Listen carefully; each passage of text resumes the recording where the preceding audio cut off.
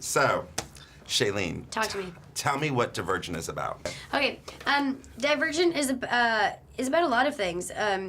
Specifically, it takes place in the future, and it's a society that's divided into 5 different factions that all honor a specific virtue, a different virtue, and it follows the trails of one young woman who makes a decision to switch factions, and it deals with the consequences of the choice that she makes.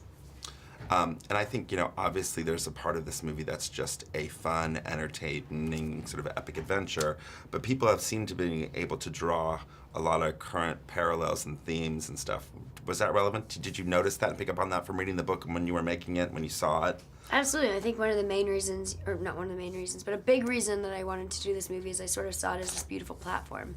In the title alone, it talks diverging, right? So diverging from the mainstream, diverging from mediocrity, diverging from sort of what is socially accepted, and finding your passion and finding what you want to dedicate your life to, regardless of what mainstream or society says, can be a little bit dangerous, and it can be a big risk, and you have to be really brave in order to do that, and you also have to have a lot of confidence, which stems from self-love. And once you establish a sense of self-love, you really are able to be in service of others more, which allows you to be more selfless, which really is who my character Triss ends up to be at the end. She doesn't abide, and she doesn't conform to society's rules and regulations, and therefore is considered dangerous, because she diverges from the mainstream.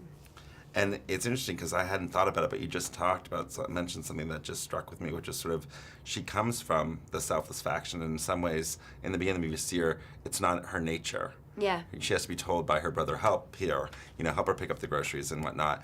And yet, ultimately, at least by the end of the first movie, she's someone who is pretty selfless. Yeah, pretty selfless. I mean, I think in order to be brave, you have to be selfless. And like I said, in order to be selfless, you have to have a sense of self-love, which comes with which bravery and courage gives you. It takes a lot of courage to wake up in the morning and to live your life for you, because we sort of live in a society, and Trish lives in a society where fear is sort of bred into us as little kids. We learn to wake up in the morning fearful instead of celebrating the wholeness that is life. So self-love stems from bravery, and bravery stems from selflessness. Tell me a little bit about working with Ashley Judd, because I have to say, when I watched this, the two of you, there are shades of seeing her early on in Ruby in Paradise and some of the things she did, and I think she made a great mom for you. What was it like working with her?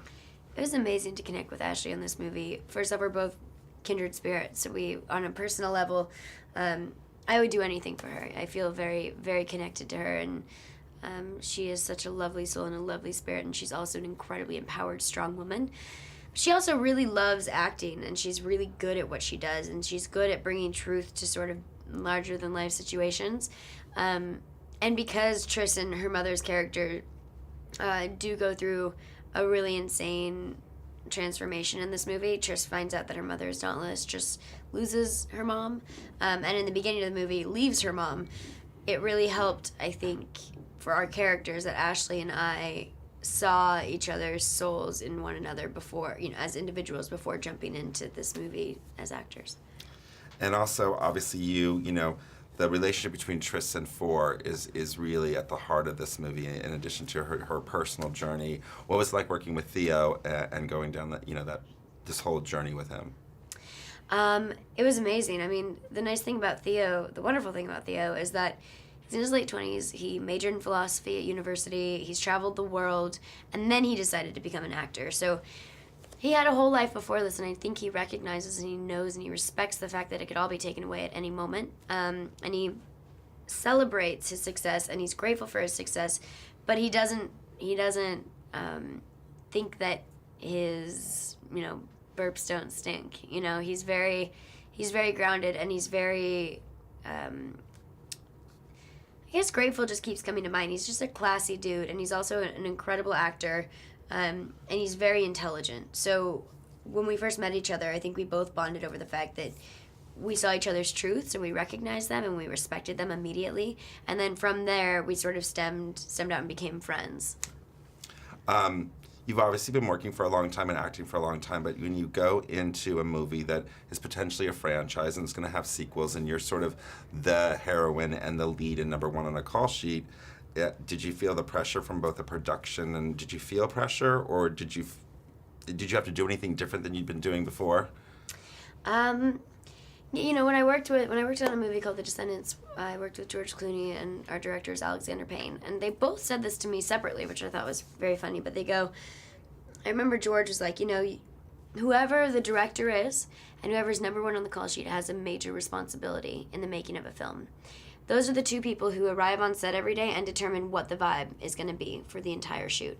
If those two people show up grumpy and tired and out of whack, then that's going to set the tone, and it's going to ripple down, and everyone in the crew is going to feel the same way. But if those two people show up ready to go with energy and excitement and gratitude and spunk, that's going to ripple out. And so it was neat, you know, for him to say that. And he goes, and one day, Shay, you might be in a position where you will be number one on the call sheet. And that's the responsibility that you'll have to bring to a set.